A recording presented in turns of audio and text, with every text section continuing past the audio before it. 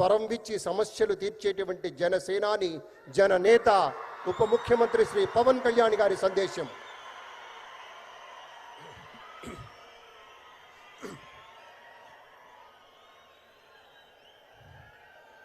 వేదిక పైన ఆసీనులైన మనందరికీ స్ఫూర్తిదాయకమైన నాయకులు, మన గౌరవ ప్రియతమ భారత ప్రధాని నరేంద్ర మోదీ గారికి 5 కోట్ల ప్రజల తరపున, మనందరి తరపున వారికి మనస్ఫూర్తిగా హృదయ నమస్కారాలు తెలియజేసుకుంటూ స్వాగతం పలుకుతున్నాం. వేదిక పైన ఆసీనులైన గౌరవ రాష్ట్ర గవర్నర్ గారికి, అబ్దుల్ నజీర్ గారికి నా హృదయపూర్వక నమస్కారాలు. రాష్ట్రాన్ని ఒక తరం కాదు, ఒక ఎన్నికలు కాదు, 5 సంవత్సరాలు కాదు, ఒక తరం కోసం ఆలోచించే నాయకులు శ్రీ గౌరవ ముఖ్యమంత్రి శ్రీ నారా చంద్రబాబు నాయుడు గారికి హృదయపూర్వక నమస్కారాలు.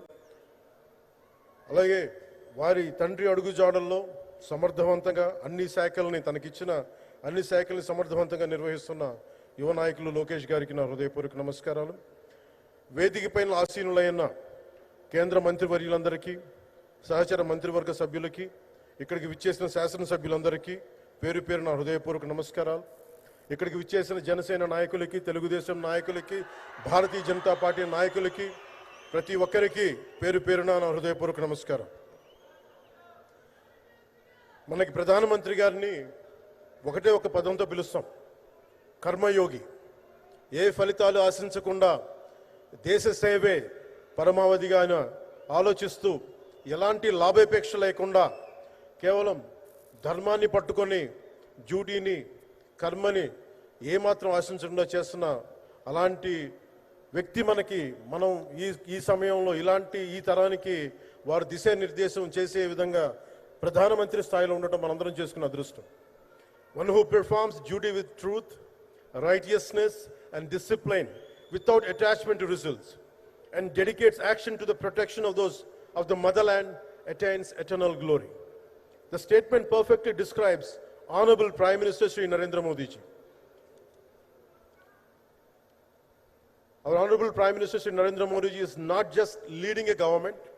ఆయన ప్రభుత్వాన్ని ఒకటే నడపట్లేదు, 2 తరాల్ని నడుపుతూ ఒక ఆల్ఫా రాబోయే ఇప్పుడు పుట్టిన బిడ్డలకి దిశానిర్దేశం చేస్తున్నారు. అలాంటి మన ఆత్మనిర్భర్ భారత్ ఎవరి మీద ఆధారపడకుండా దేశం తలెత్తి చూసేలాగా మేము సేవకులం కాదు, మేము భాగస్వామ్యం వహిస్తాం. మేము దేశానికి, ప్రపంచానికి దిశానిర్దేశం చేస్తాం.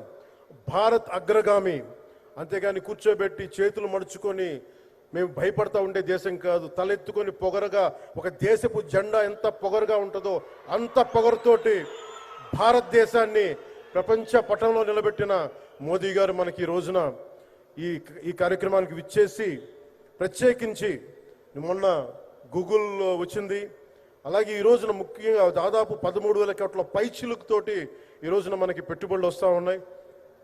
దాంట్లో ప్రత్యేకించి ఉరవకంలో 4,000 కోట్ల రూపాయలు పెట్టుబడి మనకి. ప్రత్యేకించి ఈ రోజున మనకి GST పన్నులు ఎప్పుడు పెరగడమే తప్ప ఇప్పుడు తగ్గవు. అలాంటి పన్నుల భారాన్ని మనకి మోదీ గారు వచ్చాక దాదాపు ప్రతి కుటుంబానికి సంవత్సరానికి, ఇందాక సోదరు లోకేష్ గారు చెప్పినట్టుగా, ఒక 20,000 రూపాయలు ఆదా చేసుకునే అవకాశం కలుగుతుంది. ఇది GSTలో విద్య కానీ వైద్యం ఖర్చులకు భారం నుంచి సామాన్యులకు ఉపశమనం కలిగిస్తుంది. ఆరోగ్య బీమా, జీవిత బీమాపై GST పూర్తిగా తొలగించడంతో పాటు వార్షిక ప్రీమియం 3,000 నుంచి 4,000కు తగ్గి అందరికీ ఇది అందుబాటులో ఉంటుంది.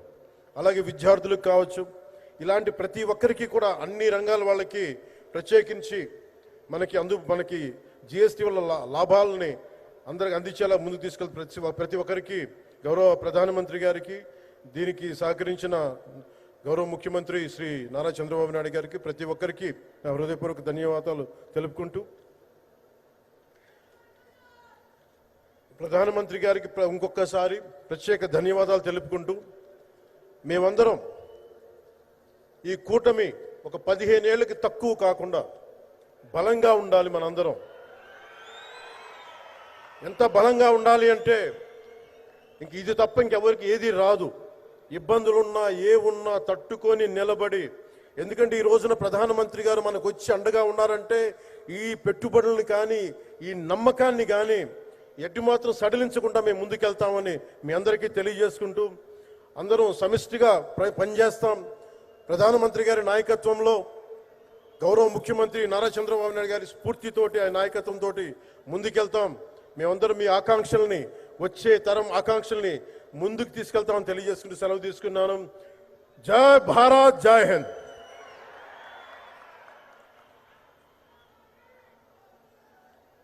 అనేక ధన్యవాదాలు సార్. ప్రజాసేవే పరమోన్నత ధర్మమని నమ్మి ఆ మార్గంలో నిబద్ధతతో గౌరవ నరేంద్ర మోదీ గారి నాయకత్వంలో అభివృద్ధే పరమావధిగా పనిచేస్తున్న గౌరవ కేంద్ర మంత్రివర్యులు శ్రీ భూపతిరాజు